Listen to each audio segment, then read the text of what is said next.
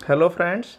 देखिए, पिछले वीडियो में हमने जो है राजस्थान का एकीकरण जो है उसका भाग 1 देखा था, और उसमें हमने जो है एक ऐतिहासिक जो बैकग्राउंड है एकीकरण से पहले वो समझा था। और मैंने आपको बताया था कि कौन कौन सी रियासतें थी, कौन से ठिकाने थे, और कौन से एक केंद्र शासित प्रदेश था, और इन सबको मिला के राजस्थान का निर्माण हुआ था। तो देखिए, कुछ बातें और हमें समझनी है। एक तो हमें ये समझना चाहिए कि इन रियासतों में राजा कौन थे उस समय, क्योंकि यही राजाओं से संबंधित सारी बातें आती हैं। इसी में से राज प्रमुख प्रमुख बनेंगे, इसी में से जो है और जो जितने भी इन्होंने एकीकरण से पहले संघ वगैरह बनाए थे उनके बारे में आएगा। तो आइए जानते हैं इन रियासतों में कौन कौन शासक उस समय शासन करते थे।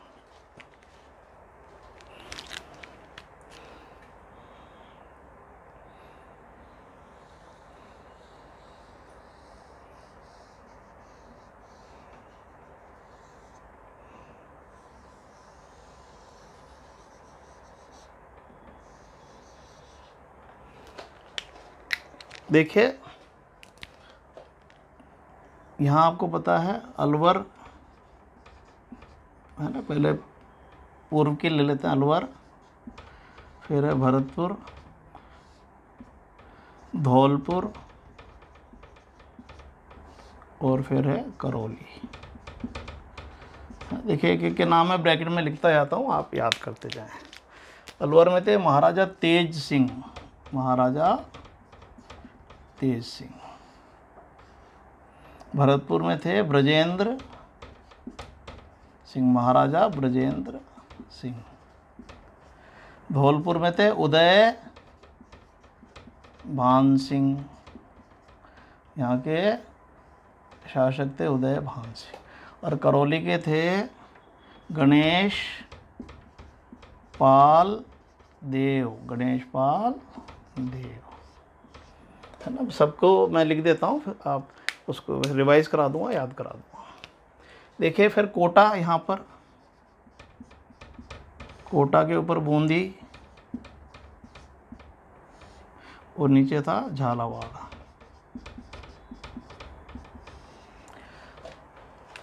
तो देखिए, उस समय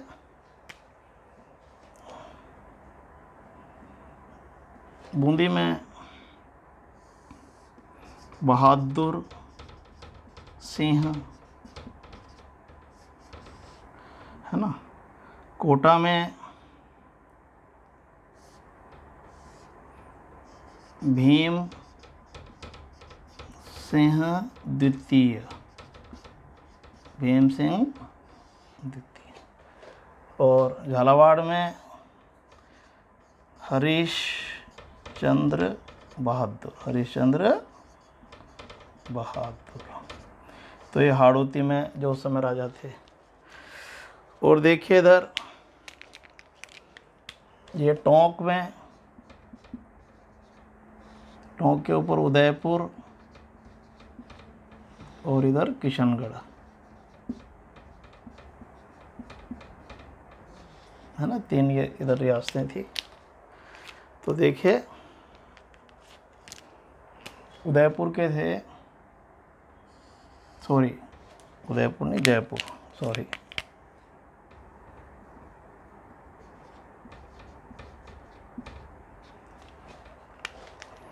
जयपुर के सवाई मानसिंह द्वितीय।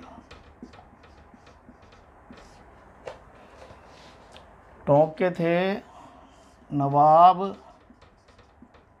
अजीज उद्दौला, है ना। और किशनगढ़ जो थे, किशनगढ़ में राजा थे सुमेर सिंह, राजा सुमेर सिंह थे। अब देखिए, दक्षिणी राजस्थान में ये शाहपुरा था, यहाँ पर ये उदयपुर, प्रतापगढ़,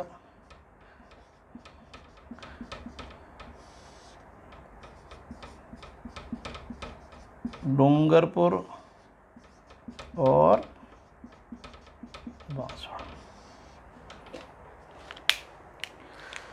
तो देखिए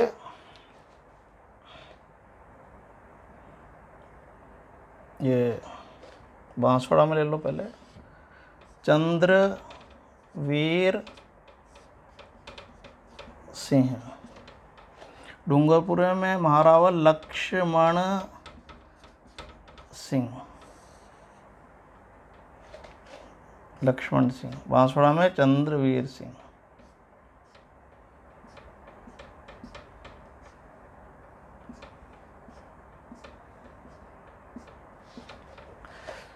अब देखिए उदयपुर में महाराणा भोपाल सिंह,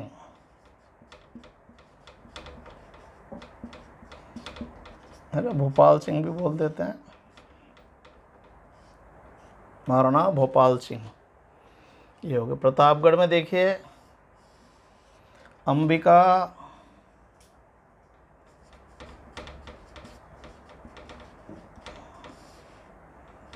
प्रताप सिंह।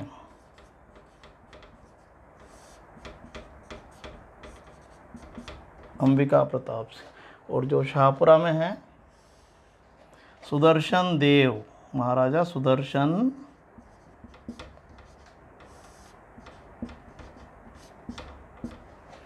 तो ये हो गए दक्षिण में। अब इधर देखिए यहाँ पर बीकानेर। देखिए विद्यार्थियों, याद कर लोगे ना आपको तो फिर दिक्कत नहीं आएगी बार बार। जैसलमेर,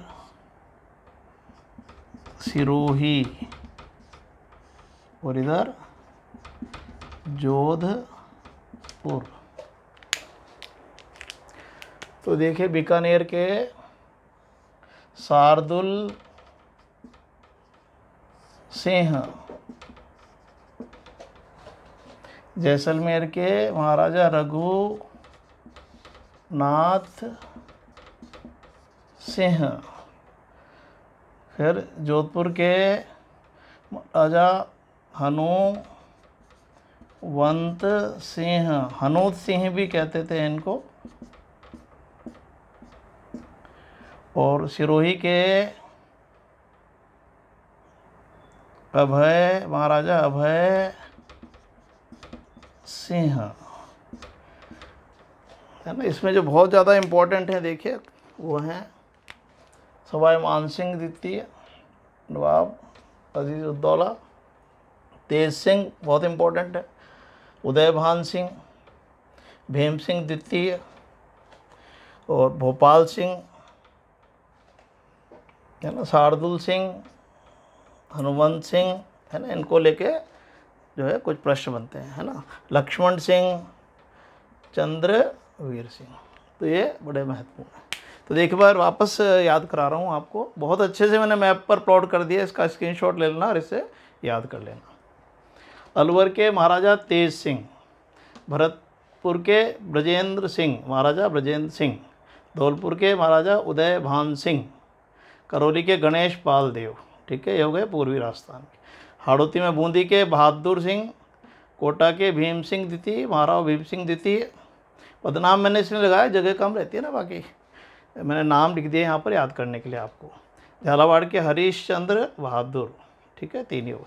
दक्षिण में 5 हैं, तो शाहपुरा के सुदर्शन देव, उदयपुर के भोपाल सिंह, प्रतापगढ़ के अंबिका प्रताप सिंह, डूंगरपुर के लक्ष्मण सिंह, बांसवाड़ा के चंद्रवीर सिंह, किशनगढ़ के सुमेर सिंह, जयपुर के सवाई मानसिंह द्वितीय, टोंक के नवाब अजीज उद्दौला, बीकानेर के शार्दुल सिंह, जैसलमेर के रघुनाथ सिंह, जोधपुर के हनुमंत सिंह या हनूत सिंह और सिरोही के अभय सिंह।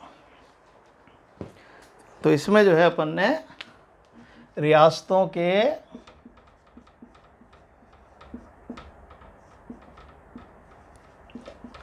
शासक कौन थे उस समय, उनके बारे में अपन ने जाना।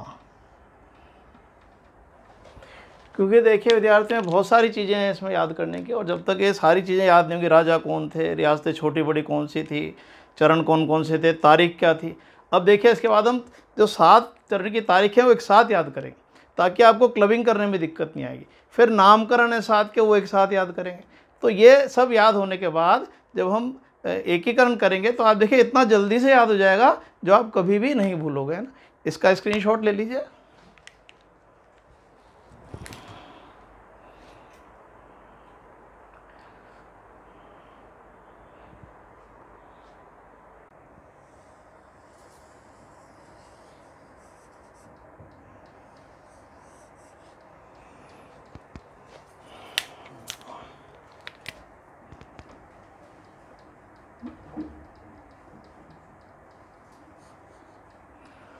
तो देखिए विद्यार्थियों, कुछ जो है रियासतों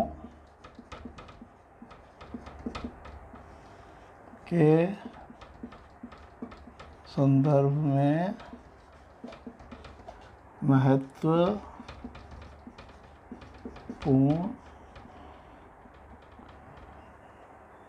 रियासतों के महत्वपूर्ण तथ्य, है ना, जो पूछे जा सकते हैं। रियासतों के संदर्भ में महत्व, इंपॉर्टेंट फैक्ट्स जिसको आप कह सकते हो, है ना। पूछ सकते हैं छोटी रियासत कौन सी थी, बड़ी रियासत कौन सी थी, है ना, नवीन रियासत कौन सी थी, प्राचीन रियासत कौन सी थी। इस तरह के भी आजकल जो है छोटे छोटे प्रश्न आ जाते हैं। तो देखिए कुछ महत्वपूर्ण जो बातें हैं, देखिए एक तो है यहाँ पर ये सिरोही को लेकर,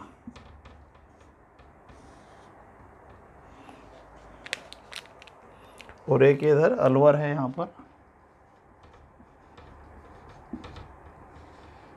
तो देखिए जो रियासतों का एकीकरण हुआ उसमें सबसे पहले और सबसे अंत में किस रियासत का विलय हुआ था, तो ये दो रियासतें थी। अलवर प्रथम थी, प्रथम रियासत जिसका विलय हुआ था, जिसका विलय हुआ था। ये बहुत बार आता है।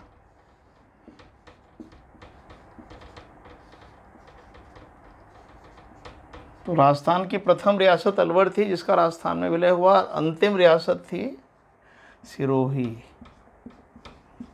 अंतिम रियासत जिसका राजस्थान में विलय हुआ। बहुत इंपॉर्टेंट फैक्ट्स मैं इस मैप पर बना रहा हूँ, आप इनको अच्छे से याद करें। प्रथम रियासत जिसका विलय हुआ अलवर थी, अंतिम रियासत जिसका राजस्थान में विलय हुआ वो सिरोही थी। देखिए मेवाड़ या इसको उदयपुर, पहले मेवाड़ भी कहते थे, और इधर है झालावाड़। तो मेवाड़ आ जाए, है ना, या उदयपुर आ जाए। तो देखिए मेवाड़ या उदयपुर सबसे प्राचीन रियासत थी, राजस्थान की सबसे प्राचीन रियासत, है ना, मेवाड़ थी या उदयपुर। और सबसे नवीन, सबसे नवीन रियासत जो अंग्रेज़ों के द्वारा भी गठित की गई थी, ये झालावाड़ थी। तो सबसे प्राचीन रियासत उदयपुर या मेवाड़, सबसे नवीन रियासत झालावाड़। अब सबसे बड़ी सबसे छोटी, तो देखिए एक क्षेत्रफल में होती है और एक जनसंख्या में होती है। जोधपुर जो है वो क्षेत्रफल में सबसे बड़ी थी, और जो जयपुर थी वो जनसंख्या में सबसे बड़ी रियासत थी। जोधपुर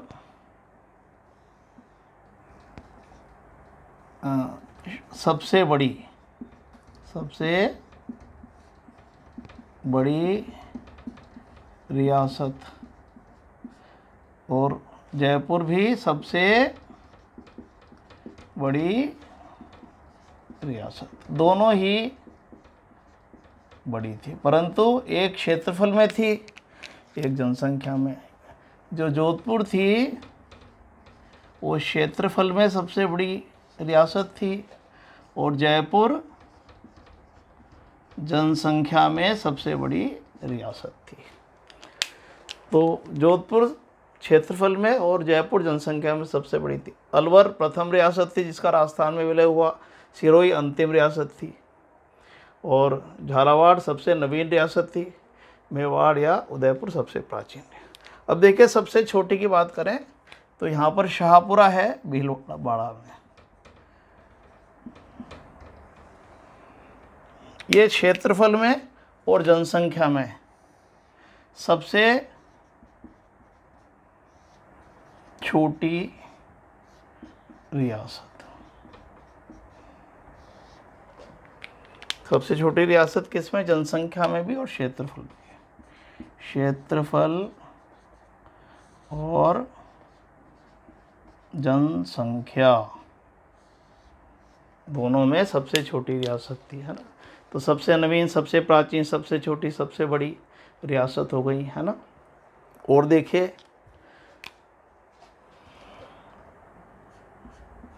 वे रियासत जिन्हें तोपों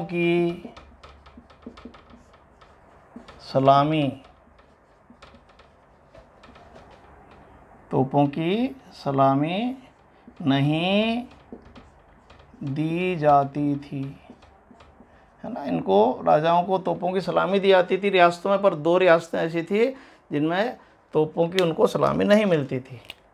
वो थी एक किशनगढ़, देखिए बहुत इंपॉर्टेंट जानकारियां हैं जो पूछी जाती हैं, और एक शाहपुरा। तो तोपों की सलामी नहीं दी जाती है प्रश्न है तो किशनगढ़ और शाहपुरा को। और देखिए ये यहाँ पर देखिए आपको पता है भरतपुर, और ये भरतपुर है यहाँ पर, और यहाँ पर है धौलपुर। भरतपुर और धौलपुर जो थी क्या थी? दोनों जाट रियासतें थी, जाट रियासतें, है ना। पूछ सकते हैं और पूछते हैं अक्सर, राजस्थान में जाट रियासतें कौन कौन सी थी? भरतपुर और धौलपुर थी, है ना। तो ये हो गया। और देखिए ये जो है जयपुर के नीचे जो टोंक है, राजस्थान की एकमात्र मुस्लिम रियासत, है ना। टोंक क्या थी? यहाँ लिख देता हूँ नीचे, एकमात्र। टोंक राजस्थान की एकमात्र मुस्लिम रियासत थी। देखिए बहुत सारी चीज़ें इसमें लिख रहा हूँ जो डायरेक्ट आ जाते हैं। टोंक एकमात्र मुस्लिम रियासत थी, है ना। अब देखिए जो यादव वंश से संबंधित 2 रियासतें थी राजस्थान में जो यादव वंश से संबंधित थी। कौन कौन सी थी? देखिए एक थी जैसलमेर, ये भाटी शासक थे, ये यादव वंश से संबंधित थे। और दूसरा करौली और जैसलमेर की जो है ना, यहाँ पर जैसलमेर है और इधर करौली है ना। तो मैं लिख नहीं रहा, आपको पहले बता दिया था। तो देखिए ये बाकी सब राजपूत रियासतें थी। बहुत इंपॉर्टेंट जानकारी है जो पूछी जाती है ना। एक बार और वापस से देखें, राजस्थान की सबसे बड़ी रियासत जनसंख्या में जयपुर, और सबसे बड़ी रियासत क्षेत्रफल में जोधपुर। जोधपुर क्षेत्रफल में सबसे बड़ी, जयपुर सबसे जनसंख्या में सबसे बड़ी। उदयपुर या मेवाड़ सबसे प्राचीन रियासत, झालावाड़ सबसे नवीन रियासत। उदयपुर सबसे प्राचीन, झालावाड़ सबसे। एकमात्र मुस्लिम रियासत कौन सी थी? टोंक एकमात्र मुस्लिम रियासत थी, है ना। राजस्थान में सबसे पहले जिसका विलय हुआ, प्रथम रियासत जिसका विलय राजस्थान में हुआ अलवर थी। सबसे अंतिम रियासत जिसका राजस्थान में विलय हुआ सिरोही थी। या ये पूछे कि सबसे पहले किस राजा ने हस्ताक्षर किए थे, तो अलवर के राजा ने, क्योंकि ये प्रथम रियासत थी जिसका विलय हुआ, तो प्रथम हस्ताक्षर भी, और अलवर के राजा मैंने बताया था तेज सिंह जी। तो सबसे पहले हस्ताक्षर करने वाले जो राजा थे वो महाराजा तेज सिंह जी थे। अच्छा देखिए, सिरोही में एक बात तो ये हो गई, और एक ये है सिरोही का विलय 2 चरणों में हुआ, 2 चरणों में हुआ। तो ये ऐसा पूछ लेते हैं कि किस सिरोही का विलय 2 चरणों में हुआ, तो किस रियासत का विलय 2 चरणों में हुआ था? सिरोही का, है ना। देखिए 5वां चरण, सॉरी 6ठा चरण जो 1950 में हुआ था, और जो 7वां चरण था 1956, इसमें इनका विलय हुआ था, है ना। इसमें तो सिरोही का विलय हुआ था, और इसमें सिरोही की 2 तहसीलें आबू और देलवाड़ा, आबू और देलवाड़ा का हुआ था, क्योंकि इनको जो है ये बॉम्बे राज्य में मिला दिया गया था। और आप देखो जो गोकुल भाई भट्ट थे उनके प्रयासों से जो है इसका विलय हुआ था। तो बहुत इंपॉर्टेंट फैक्ट्स मैंने इसमें लिखा दिया, आप इनको अच्छे से याद कर लीजिए। तो यादव वंश की हो गई जैसलमेर करौली, है ना। मुस्लिम रियासत हो गई टोंक, है ना। जाट रियासत हो गई भरतपुर धौलपुर। सबसे नवीन हो गई झालावाड़। सबसे प्राचीन उदयपुर या मेवाड़। सबसे पहले हस्ताक्षर अलवर ने करे, महाराज तेज सिंह ने। सबसे अंत में विलय हुआ सिरोही का, और ये 2 चरणों में इसका विलय हुआ। 1950 में सिरोही का एक रियासत के रूप में, जिसके जो कुछ भाग जो बॉम्बे राज्य में मिला दिए गए थे, और जो गोकुल भाई भट्ट उनके प्रयासों से। ये बहुत पूछ लेते हैं, गोकुल भाई भट्ट जो यहाँ के प्रतापी नेता थे के प्रयासों से, है ना। तो ये भी कई बार पूछ लेते हैं किसके प्रयासों से जो है आबू और देलवाड़ा का विलय हुआ, गोकुल भाई भट्ट के प्रयासों से। तो ये आप अच्छे से याद कर लीजिए, इसका स्क्रीनशॉट ले लेना। अब देखिए, जब राजस्थान का एकीकरण हुआ उससे पूर्व, है ना, कुछ स्थानीय स्तर पर भी संघ बनाने के प्रयास किए गए थे। तो कौन कौन से थे, उसमें क्या इम्पोर्टेंट है, देखिए मैप पे समझते हैं।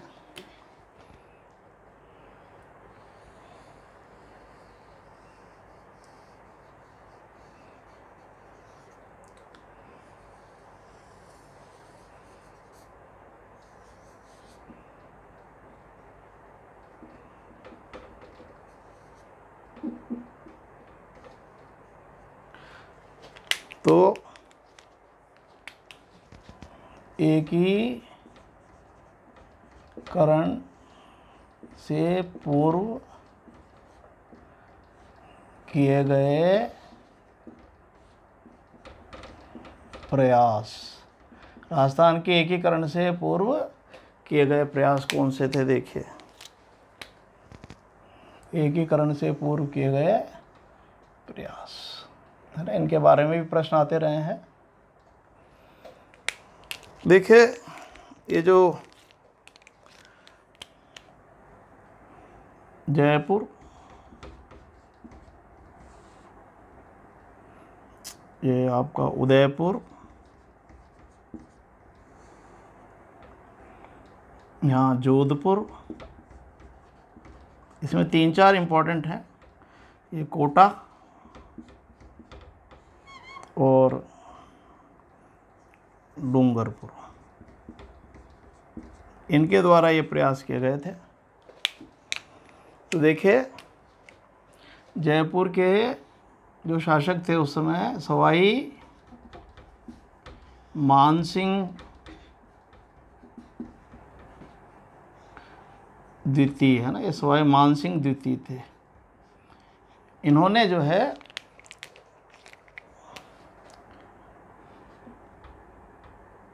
राजपूताना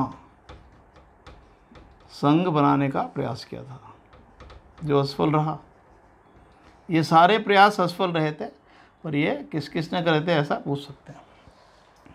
तो देखिए, जब रियासत मंत्रालय का गठन हुआ था 5 जुलाई 1947 को, तो उन्होंने एक मापदंड बनाया था कि वे रियासतें जिनकी वार्षिक आय 1 करोड़ से अधिक है और जिनकी जनसंख्या 10 लाख से अधिक है, वो अपना स्वतंत्र अस्तित्व बनाए रख सकती हैं। और मैंने आपको बताया था ऐसे 4 रियासतें थी उस समय जो इस मापदंड को पूरा करती थी: जयपुर, उदयपुर, बीकानेर और जोधपुर, है ना। तो इन्होंने जो है, बीकानेर ने तो देखो ऐसा कोई प्रयास नहीं करा, क्योंकि बीकानेर तो देखिए प्रथम रियासत थी जब भारत संघ में जो विलय हुई थी। शार्दुल सिंह ने भारत संघ में विलय के सबसे पहले हस्ताक्षर बीकानेर के शार्दुल सिंह ने किए थे। तो इन्होंने जो है अपना स्वतंत्र अस्तित्व बनाने के प्रयास के लिए कुछ जो है संघ बनाने का प्रयास किया। तो इसमें सवाई मानसिंह का भी नाम आता है, पर ये असफल रहे। कोटा के देखिए महाराव भीम सिंह द्वितीय। देखिए, मैंने आपको सब शासक इसीलिए याद कराए थे कि बार बार ये आएंगे तो आपको दिक्कत नहीं आएगी। सेकंड कह सकते हैं, द्वितीय। इन्होंने देखिए कोटा, बूंदी और झालावाड़ को मिलाकर हाड़ौती संघ बनाने का प्रयास किया। हाड़ौती संघ, तो हाड़ौती संघ बनाने का प्रयास करा महाराव भीम सिंह सेकंड ने, है ना, परंतु ये भी असफल रहा प्रयास। और देखिए उदयपुर के जो महाराणा थे भोपाल सिंह, इनको देखिए विद्यार्थियों भोपाल सिंह भी कह देते हैं, भोपाल सिंह भी लिखा रहेगा कई जगह।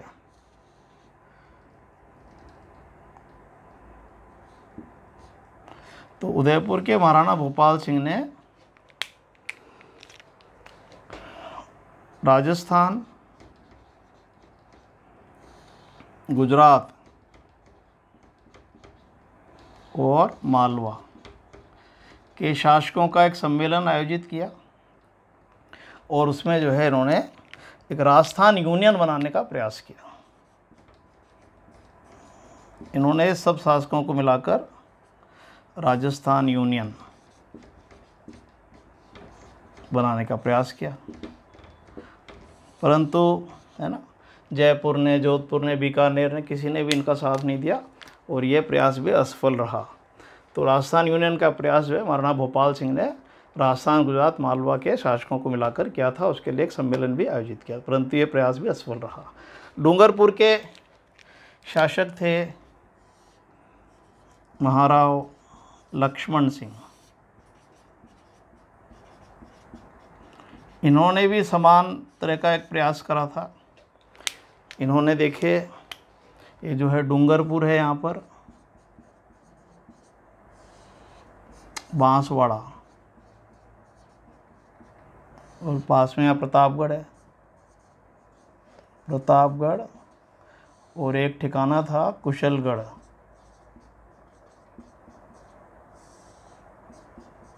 इन सब को मिलाकर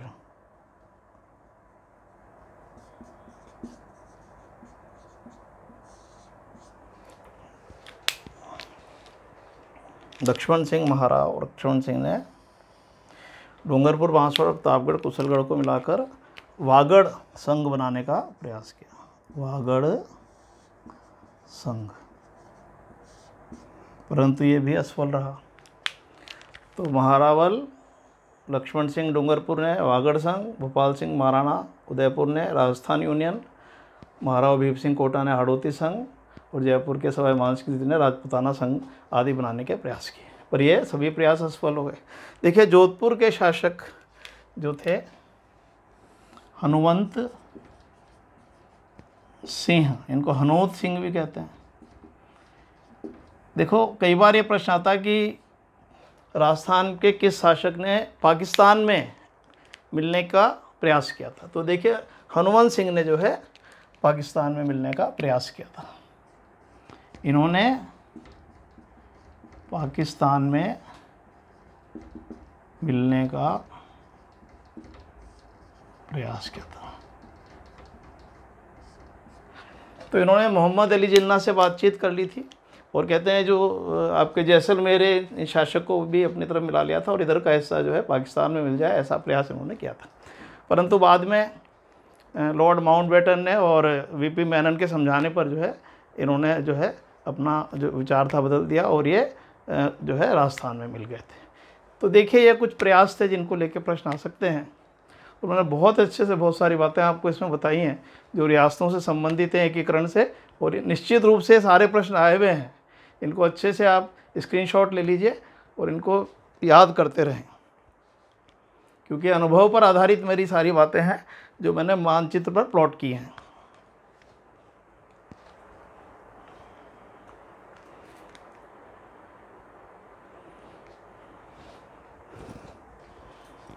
अब देखिए इसके बाद जो है अब हम जो राजस्थान का एकीकरण है, जो रियासतें बताई, ठिकाने बताए, राजस्थान का एकीकरण किस तरह से हुआ, देखिए इसको मैप के द्वारा समझने का प्रयास करेंगे और आप देखिए बहुत अच्छे से आपको ये समझ में आ जाएगा, क्योंकि मैंने शुरू में ही कहा था यदि मैप पे रियासतें वगैरह याद हैं तो क्लबिंग करके याद करना बहुत आसान हो जाता है। तो अब इसके बाद जो है ना, इसका स्क्रीनशॉट ले लिया होगा आपने।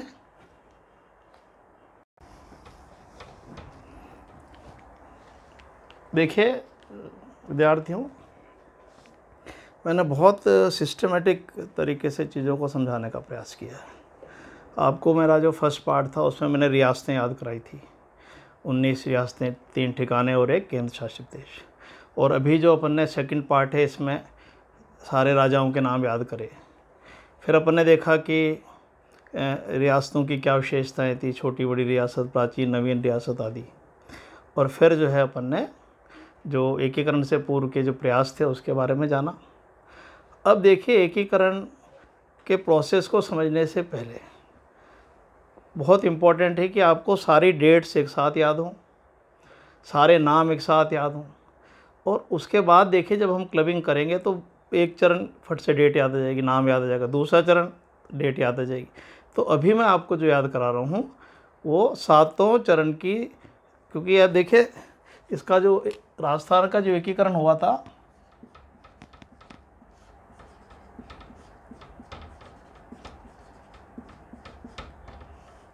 वो 7 चरणों में हुआ था ना, 7 चरण में हुआ। और ये चरण 18 मार्च 1948 से शुरू होकर 1 नवंबर 1956 तक पूरे हुए थे। तो 7 चरण थे, है ना। तो ये हर चरण की तारीख अलग अलग थी और इसमें जो कुल समय लगा 8 वर्ष 7 माह और 14 दिन लगे। कुल समय जो इसमें लगा 8 वर्ष 7 माह 14 दिन लगे। तो 7 चरणों में हुआ, 18 मार्च 48 से शुरू होकर 1 नवंबर 56 तक। तो देखिए इनकी तारीखें याद करें पहले। देखिए first, second, third, fourth, fifth, sixth और 7। देखिए ये मैं बहुत साइंटिफिक तरीके से आपको याद कर रहा हूँ, कभी भी नहीं भूलोगे आप। और अपन क्या है, कभी कोई सी तारीख याद कर लेंगे, कभी कौन सी, तो कुछ भी समझ में नहीं आता। तो देखिए सबसे पहली तो आपको याद करनी पड़ेगी, है ना, 18 मार्च 1948। ये तो आपको याद कर ले। आगे के चरणों में तारीख कैसे कैसे आएंगी उसको मैं तरीके से बता रहा हूँ आपको, तो वो दिमाग में, जहन में अच्छे से बिठा लेना उसको। देखिए एक तो ये ध्यान रखें कि वर्ष में जो है इसके जो वर्ष आएंगे वो 3 प्रकार के इसमें वर्ष हैं। 1948, 1949, 1950, 1956, ये 4 तरह के वर्ष इसमें हैं। तो 3 जो चरण हैं वो तो 1948 के हैं, 2 चरण जो हैं 1949 के हैं, 1 चरण जो है 1950 का है और 1 चरण जो है 1956 का है। तो 48, 49, 50 और 56 तो वर्ष याद रखें। तो इससे चरण की कई बार वर्ष देखने से याद आ जाएगा। अगर शुरू के 3 चरण हैं इसका मतलब 1948 के हैं। यदि चौथा पांचवा चरण है तो 49 का होगा निश्चित रूप से, इसको याद कर लें, है ना। और पांचवा है ना, 4 5 आगे छठा आएगा, छठा चरण का मतलब 1950 और सातवें का मतलब 1956। तो वर्ष ही याद हो गए। अब तारीख की बात करें है ना, ऐसे क्रम में आएंगे, 3 में 48, फिर 2 में 49, 50, फिर 56। तो देखिए अब इसमें क्या आगे के 2 कैसे याद करने हैं आप। अच्छा, बीच में लास्ट का आपको सबको पता है कि 1 नवंबर 1956 वर्तमान प्रथम चरण हो गया, और ये अंतिम चरण है ना। अंतिम चरण की डेट सबको याद है ज़्यादातर। वर्तमान राजस्थान का निर्माण कब हुआ? वर्तमान राजस्थान का निर्माण, ये कई बार पूछते हैं कब हुआ, है ना, 1 नवंबर 1956 को। तो देखिए फर्स्ट और लास्ट याद हो गई आपको, पहली 18 मार्च 48 और लास्ट की 1 नवंबर 56। एक बीच में देखते हैं अपन, चौथा चरण जो है बहुत इंपॉर्टेंट है, ये है 30 मार्च 1949। ये वो तारीख है जब राजस्थान की 30 मार्च को स्थापना दिवस जो है तय किया गया था, निश्चित किया गया था। तो ये चौथा चरण आपको कौन सा याद रखना है? स्थापना दिवस। तो इससे याद रहेगा आपको। इसके ऊपर 3 है और इसके नीचे 3। राजस्थान के स्थापना दिवस के ऊपर 3 है और स्थापना दिवस, तो स्थापना दिवस सबको याद रहता है। राजस्थान का स्थापना दिवस है 30 मार्च। कब से मनाया जा रहा है? 1949 से, ध्यान रखें। तो तीसरा चरण के बाद चौथा चरण क्या है? 30 मार्च 49। पहला क्या है? 18 मार्च 48। लास्ट का क्या है? 1 नवंबर 1956 जब राजस्थान बना। स्थापना दिवस क्या है? चौथा चरण जब 49 में हुआ था। अब देखिए बीच का फिलअप करते हैं। देखिए अब आपको इसमें क्या करना है कि ये दोनों की तारीख याद आ जाए। तो इसमें क्या करना है, देखिए पहले तो आपको 7 डेज जोड़ने हैं, 7 दिन, और फिर 1 मंथ जोड़ना है। ये याद रखें आप। पहली डेट में क्या प्लस करना है? ये और ये, है ना। खाली प्लस ही लिख देता हूँ, आप समझ जाएंगे। तो ठीक है, इसमें 7 दिन जोड़ोगे तो दूसरा चरण आ जाएगा, और 1 महीना जोड़ोगे तो तीसरा चरण आ जाएगा। तो एक तारीख याद करने के बाद 7 दिन जोड़ने हैं तो दूसरा चरण, और 1 महीना जोड़ोगे तो तीसरा चरण, तो एकदम याद हो जाएगा। देखिए 7 दिन जोड़ो तो 18 में 7 जोड़ो 25, बाकी सेम है। मैंने कहा ना 348 के हैं। और अब 1 महीना जोड़ो तो मतलब 18 मार्च की जगह 18 अप्रैल, 18 अप्रैल 1948। तो देखो 3 याद हो गई आपको, क्योंकि ये अगर अच्छे से दिमाग में सेट कर ली तो कोई से भी चरण की डेट आए आप फट से देख लोगे, अरे ये तारीख है, ये तारीख है, छठी की है, 5वीं की है। तो 18 मार्च 48 फर्स्ट, 7 दिन जोड़ने हैं, 25 मार्च 48, फिर 1 महीना जोड़ना है पहले चरण में, तो 18 अप्रैल। चौथी आ गई राजस्थान के स्थापना दिवस वाली, 30 मार्च 49। ठीक है, लास्ट की हो गई, बीच की 2 बची। तो देखिए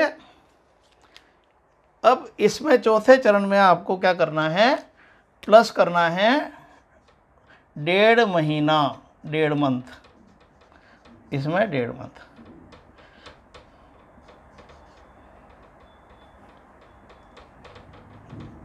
सारा खराब हो जाता है कई बार, है ना।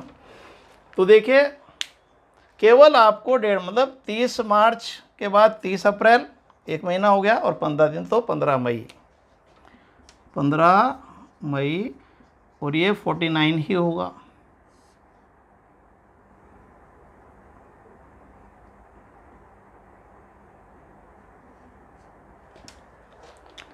तो देखिए आपको ये याद हो गई यहाँ तक।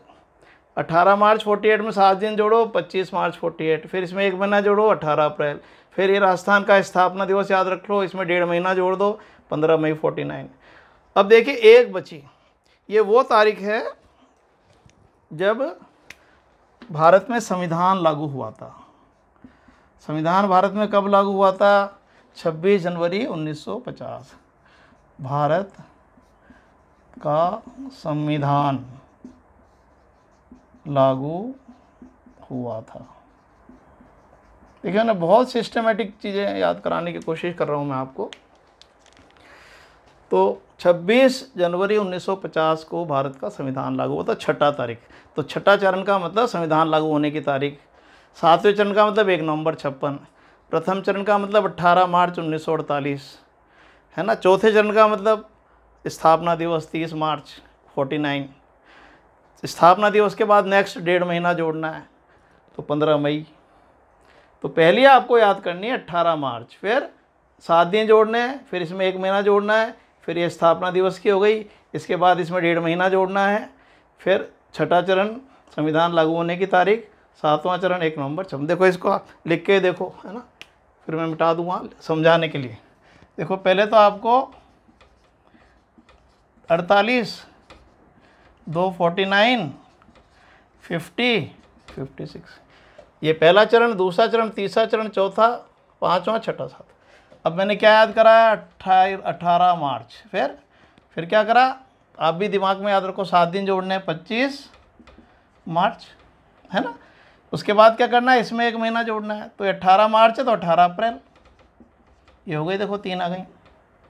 अब देखिए मैंने कहा था चौथा क्या है, स्थापना दिवस 30 मार्च बताया था ना।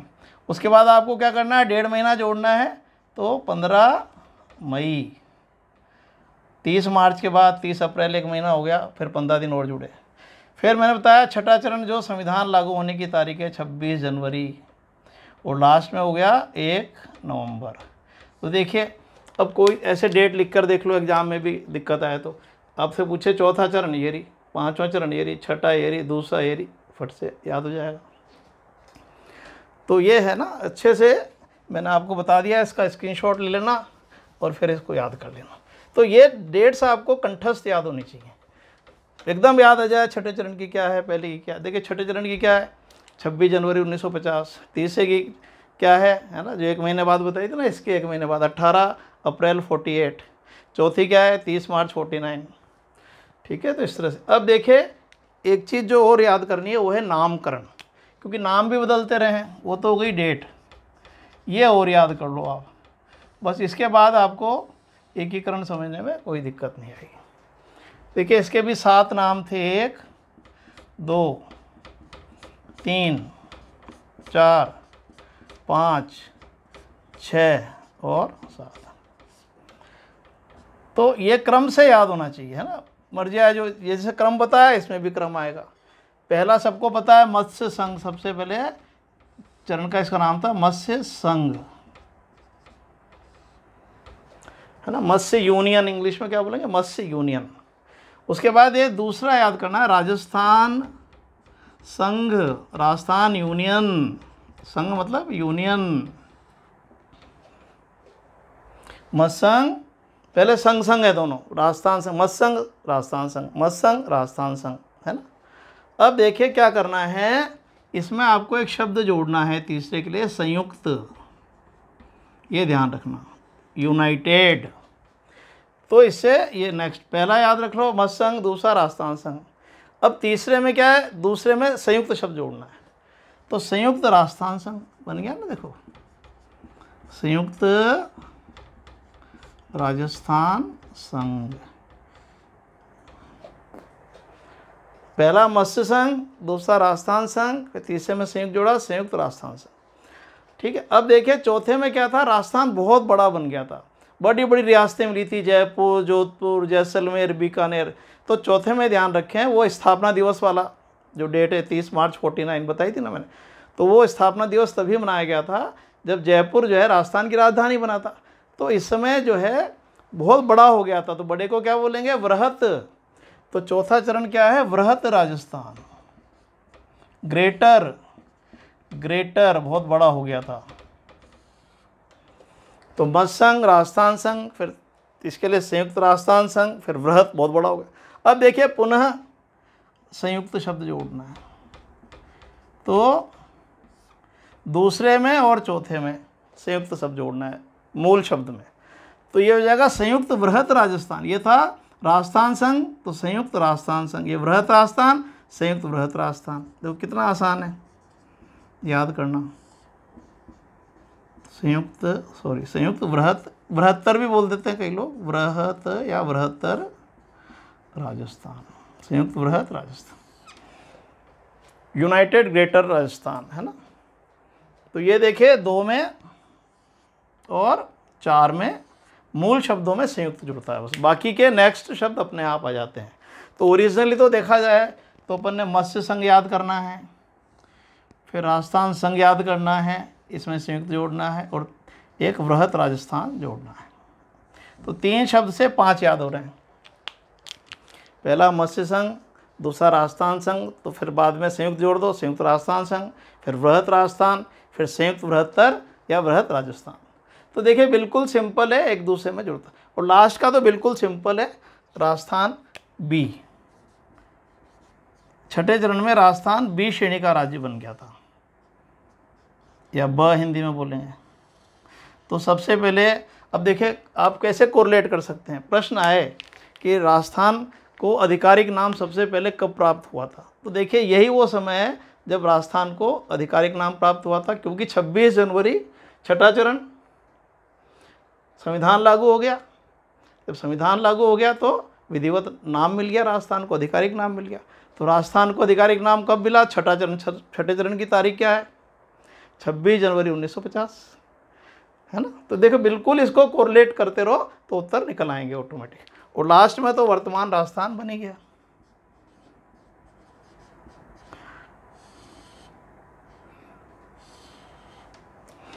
तो देखिए ये चीज़ें बहुत इंपॉर्टेंट हैं, एकीकरण को समझने से पहले इनको अच्छे से समझ लें। देखिए नाम का मतलब देखिए वापस बता देता हूँ, मत्स्य संघ, राजस्थान संघ, है ना, इसमें संयुक्त जोड़ दो, संयुक्त राजस्थान संघ।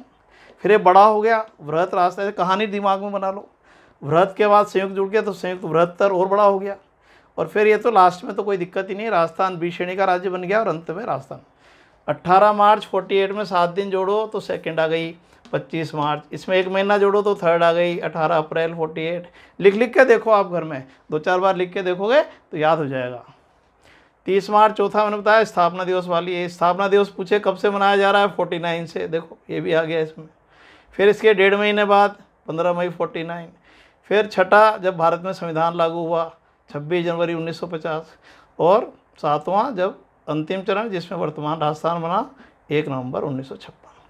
और ये 3 मैंने बता दिए, 1948 के 3 चरण है, 49 के 2 चरण है, एक 50 का है, और इसका एक स्क्रीनशॉट ले लीजिए। देखिए विद्यार्थियों ने बहुत अच्छे से आपको ये समझाने का प्रयास किया है कि इसमें नाम चरण यही इम्पोर्टेंट हैं। फिर जब भी कोई चरण की नाम आए, डेट आए, फट से आप याद कर सकते हैं।